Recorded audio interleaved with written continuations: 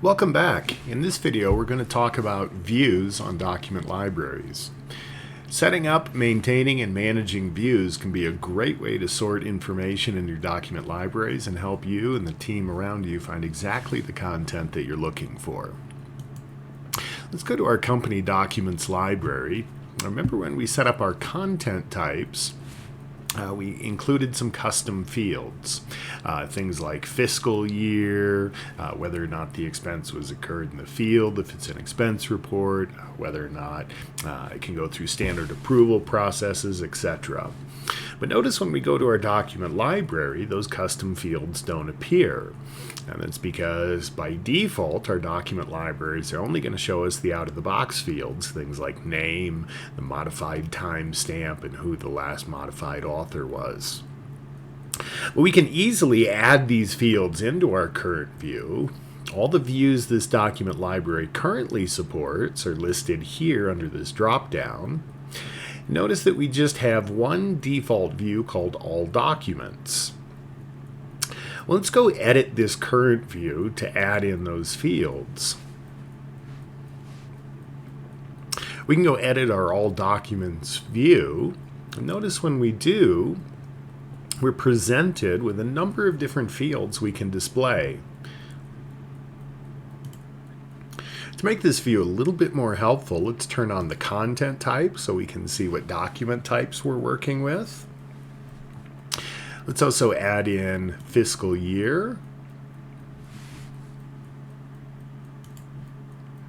We'll add in executive approval. We'll add in field expense.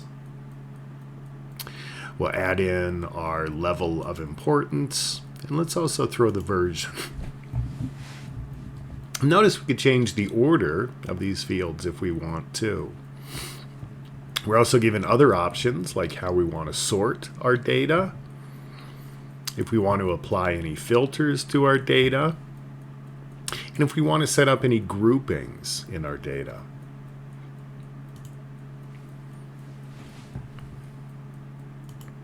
Now we can see our new document library view. Notice fields for executive approval, field expense, fiscal year, level of importance have all been added. And just like an Excel spreadsheet, I can filter and sort based on these fields any way that I want. So as you can see, it's very easy to modify the views in a document library. However, different people may want to see this data presented in different ways. You may have users in your organization who don't care about executive approval and field expense but want to see other fields. And trying to manage all this on one view can become very, very cumbersome. Luckily, SharePoint gives you the ability to create as many different views on a list or library as you like. We can easily create a new view using our same view drop-down. Call this one Group by Fiscal Year.